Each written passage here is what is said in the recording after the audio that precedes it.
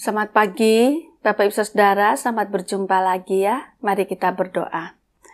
Tuhan, sebelum kami baca firman Tuhan, kami butuh pertolongan Tuhan. Roh Tuhan sendiri di dalam kami membaca dan mencerna firman Tuhan ini, agar kami paham dengan baik dan kami kemudian melakukan firman Tuhan ini. Terima kasih, dalam nama Tuhan Yesus kami berdoa. Amin. Bapak Ibu Saudara, saya mengajak kita untuk membaca satu ayat saja, dan ini merupakan penggalan dari doa Bapa kami. Dalam Matius pasal 6 ayat 11.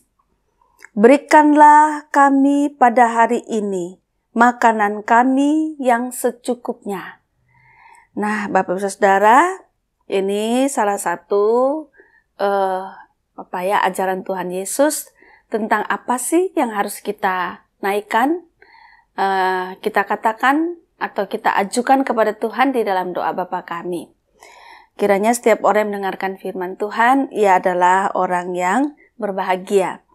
Nah, Bapak Ibu Saudara, ketika Tuhan Yesus mengajarkan kepada murid-murid bahwa supaya mereka berdoa, mengatakan, berikanlah kami pada hari ini makanan.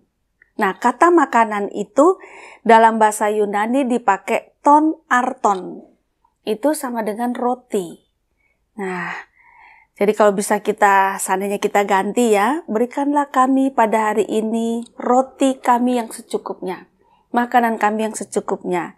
Nah, ini tentu ada ceritanya, ada dasarnya kenapa pakai kata roti gitu.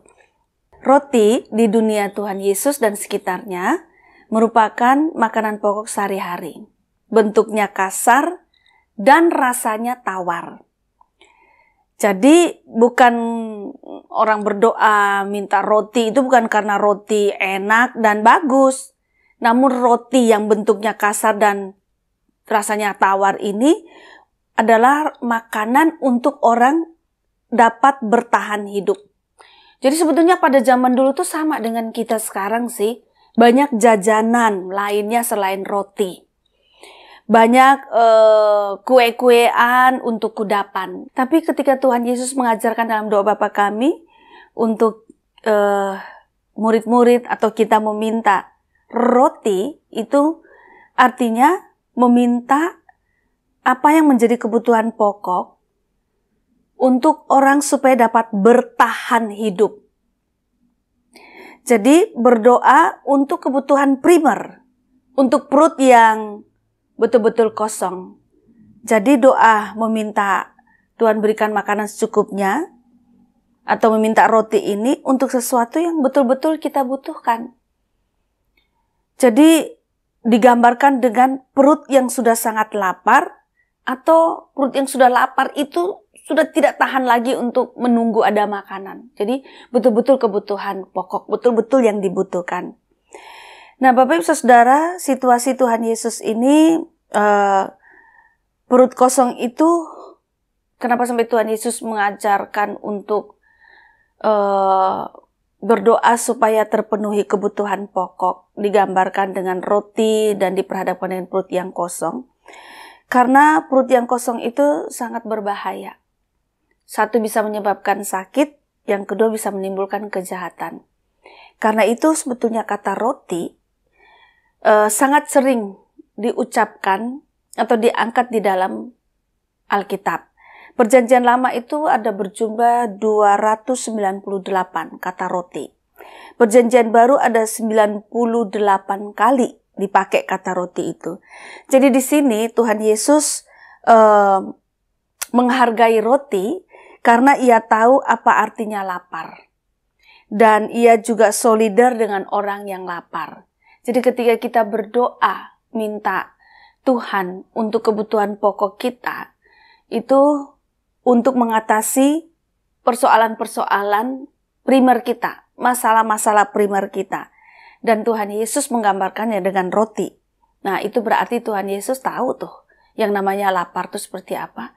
Tuhan Yesus tahu tuh bagaimana kebutuhan-kebutuhan mendasar itu kalau tidak terpenuhi, dan kebutuhan mendasar itu ya ada, kita nggak bisa menghindari kebutuhan itu.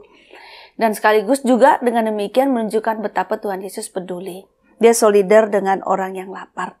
Dia solidar dengan orang-orang yang mempunyai kebutuhan-kebutuhan dasar tertentu.